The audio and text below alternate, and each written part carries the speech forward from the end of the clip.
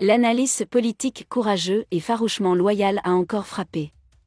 Selon Paul Biya, sa nouvelle victime est le président de la République de Côte d'Ivoire, Alassane Ouattara.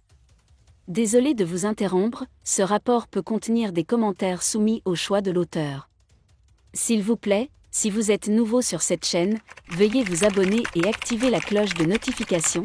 De cette façon, vous serez averti lorsque nous publierons de nouveaux rapports sur cette même chaîne. Merci. Quelques heures plus tôt, le chef de l'État ivoirien, qui soutient fermement l'intervention militaire de l'armée de la CEDEAO au Niger, s'est entretenu à Paris avec le président français Emmanuel Macron. Ekanda voit dans la présence de l'Ivoirien à Paris une séance d'entraînement et de nouvelles consignes de Macron à son esclave Ouattara sur les stratégies pour éviter de voir son uranium s'échapper. Wilfried Ekanda a dit la vérité devant le président ivoirien. Le jeudi 17 août 2023, les chefs d'état-major de la CEDEAO se sont réunis à Accra, au Ghana, pour une autre réunion ridicule afin de discuter des plans d'une éventuelle intervention militaire au Niger. Alors qu'un groupe d'humoristes s'interroge sur leur pouvoir dans un pays qui ne demande d'aide à personne, le premier serviteur Alassane Ouattara s'envole pour Paris. Le maître blanc continue l'entraînement et donne à son esclave de nouvelles instructions sur la stratégie à suivre pour ne pas voir son uranium s'échapper. Bien sûr, l'esclave a couru joyeusement comme toujours. Car il ne se définit que par le rôle subalterne que lui confie de bonne foi le maître. Si le maître lui ordonne de se tuer, il se tuera. De Beyoncé à Frankenstein. Le 17 août est l'anniversaire de Marcus Garvey, l'éminent homme d'affaires jamaïcain et fondateur du panafricanisme.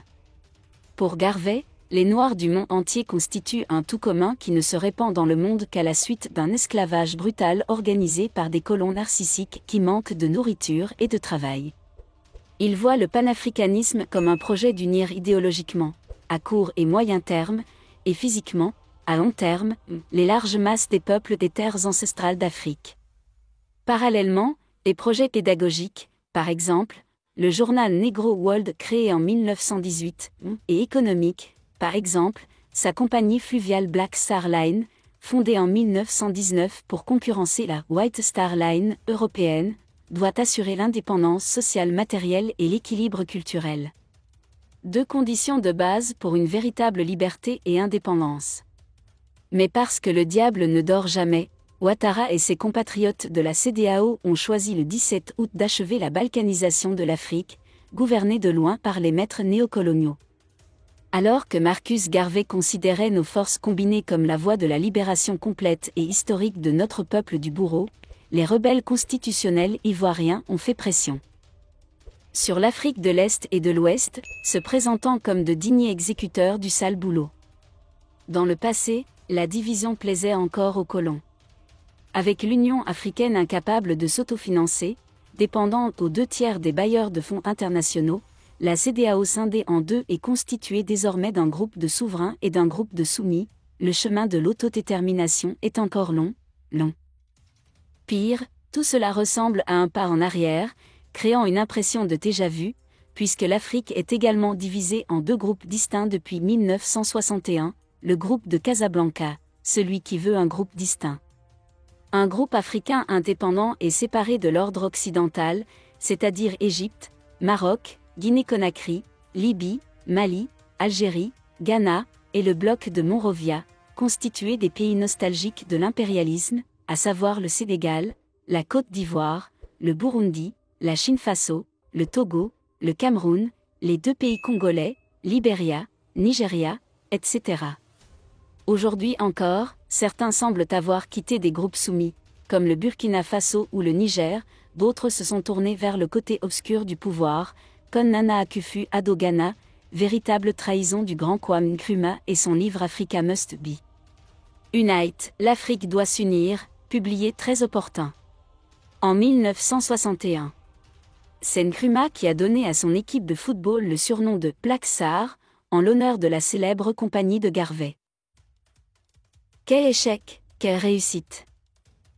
Enfin, d'autres pays comme le Sénégal et la Côte d'Ivoire n'ont pas baissé les bras et restent parmi les agents les plus fiables du crime continental au service de la métropole. L'ennemi de notre génération. En littérature, il existe une figure de style assez particulière appelée « crossover », astérisque. Il consiste à générer deux ensembles de mots dans une phrase de sorte que l'ordre des mots dans le premier ensemble soit inversé par rapport à l'ordre des mots du second ensemble pour produire des pensées différentes. L'un des exemples les plus utilisés est cette phrase « Vous ne pouvez pas vivre pour manger, vous devez manger pour vivre ». Dans la série Naruto du dessinateur japonais Kishimoto Masashi, l'un des personnages principaux, Uchiha Itachi, exprime précisément ce célèbre dicton « On ne se reconnaît pas devant Naruto, c'est-à-dire le leader, mais Naruto l'est. Se reconnaît devant vous. Ce n'est qu'en étant reconnu que nous deviendrons Hokage. » À ce stade, nous pouvons déjà utiliser notre chiasme et alternativement dire à Ouattara « Nous ne grandissons pas en construisant 5 ponts sur Abidjan, ne nous élevons pas, mais avec le développement, nous avons construit 5 ponts sur Abidjan. » Abidjan. Parce que le vrai développement commence par la réflexion et les projections générationnelles, puis cela se passe dans les infrastructures.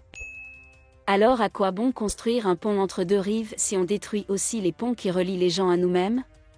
Si l'intervention militaire de la CEDEAO, si fervente et suivie mélancolique par la France, et si massive, se transforme en une guerre totale et déstabilise davantage toute la sous-région, comme le gâchis colossal créé par la CEDEAO, Abidjan, combien de temps le pont peut-il durer? La démocratie a éliminé le colonel Kadhafi? Notre cher rebelle constitutionnel perd-il la mémoire à cause de l'âge, 81 ans, ou est-il tout simplement trop amoureux de son nouveau maître français voire sanguinaire? Quoi qu'il en soit, le gars est maintenant à Paris, profitant de la douce caresse de monsieur sur ses cheveux gris. Il continue de se convaincre que son confort personnel vaut la peine de détruire les rêves panafricains de la jeunesse d'aujourd'hui, tout comme Bazoum, l'Istariote téchu de Niamey, était convaincu que la vie de milliers de Nigérians valait le sacrifice. Il est simplement revenu au pouvoir. Les deux sont identiques et il y a un troisième voleur, Sall le Sall du Sénégal, qui souhaite de tout son cœur la tutelle morte d'Ousmane Sonko, a confirmé que leurs billets ont été jetés à la poubelle de l'histoire. N'hésitez pas un instant. Merci d'être resté avec nous jusqu'à ce point, comme toujours pour promouvoir la liberté d'expression. Laissez vos opinions à ce reportage dans la section commentaires ci-dessous. Si vous avez aimé cette vidéo, merci de liker, partager, commenter et surtout vous abonner à la chaîne. Et on se retrouve très vite pour une prochaine vidéo.